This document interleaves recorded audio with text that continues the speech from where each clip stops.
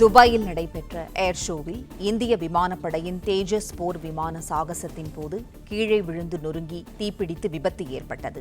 தேஜஸ் போர் விமானம் கட்டுப்பாட்டை இழந்து கீழே விழுந்து நொறுங்கி தீப்பிடித்த விபத்தில் உயிரிழந்த விமானியின் விவரங்கள் வெளியிடப்பட்டுள்ளது. செய்தியாளர் நிரஞ்சன் இணைப்பில் இருக்கிறார். நிரஞ்சன், வணக்கம். கூடுதல் விவரம் என்ன, சொல்லுங்க. இந்த துயரமான விபத்தில் உயிரிழந்தவர் யார் என்ற விவரம் தற்பொழுது அதிகாரப்பூர்வமாகவே வெளியிடப்பட்டிருக்கிறது. துபாயில் இன்று நடந்த தேஜஸ் விமான விபத்தில் உயிரிழந்த இந்திய விமானப்படையைச் சேர்ந்த விமானியின் பெயர் விங் கமாண்டர் நம்னேஷ் ஷியால் என்று அறிவிக்கப்பட்டிருக்கின்றது. இவர்தான் இந்த தேஜஸ் ரக போர் விமானத்தை அந்த கண்காட்சி துபாயில் பயன்படுத்தி இருந்தார். விங் கமாண்டர் உள்ளது. அதிக பயிற்சி பெற்ற மூத்த அதிகாரியாக உடையவர்.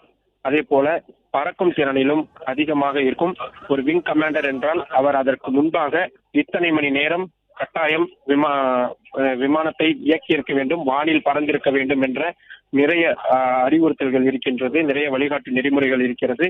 அதன்படி ஒரு கைதேர்ந்த அனுபவம் வாய்ந்த ஒரு விங் கமாண்டராகத்தான் இவர் தற்பொழுது அறியப்பட்டிருக்கின்றார்.